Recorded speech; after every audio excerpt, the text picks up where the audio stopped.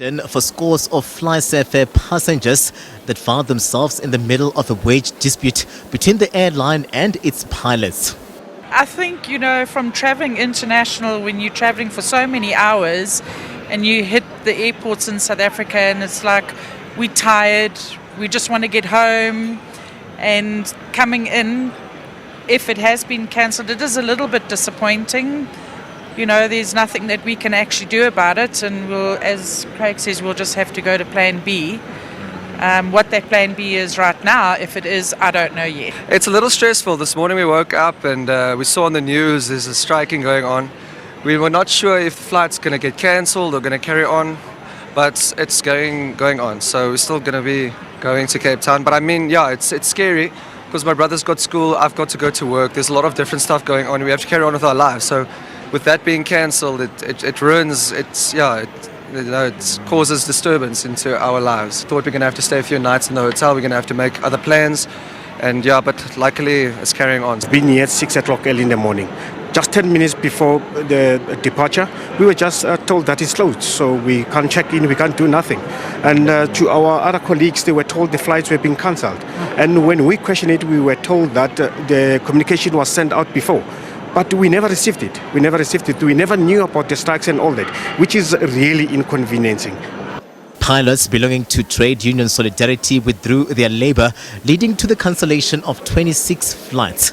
The union says this was a last resort, accusing the employer of approaching the wage negotiations in bad faith. The intentions of our one-day strike was initially not to disrupt or to limit disruptions and get SAFAir back to the negotiation table. Their response was a 7-day lockout.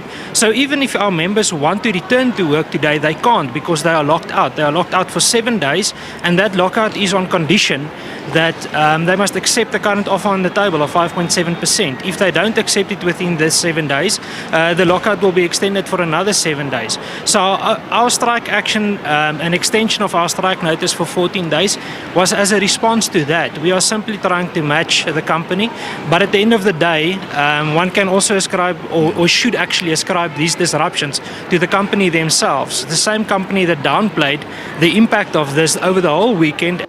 But the airline has refuted this, describing the union's 10.5% wage demand and additional flight pay and bonuses as unsustainable. At this stage, what we need to deal with is a set of really unreasonable demands. While the union is being vocal about their requirement or their demand for a 10% increase and our offer of a 5.7% increase, this actually doesn't tell the full story.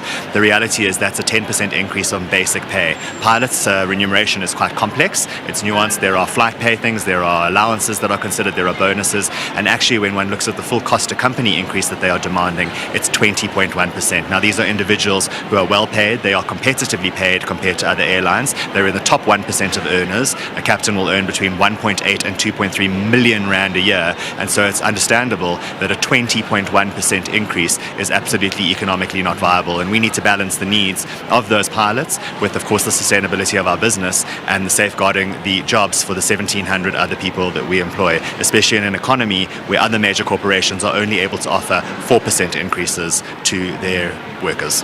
The employer has also dismissed claims of a stringent work schedule, maintaining that the rostering system for pilots is in line with industry standards. The company says it's still early to be determining the losses from the flight cancellations and its impact to the economy.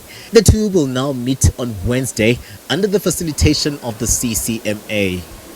Both parties are looking to bridge the impasse as soon as possible without further losses, with commuters wishing to review their flight details or reschedule, advised to do so free of charge via the airline's website.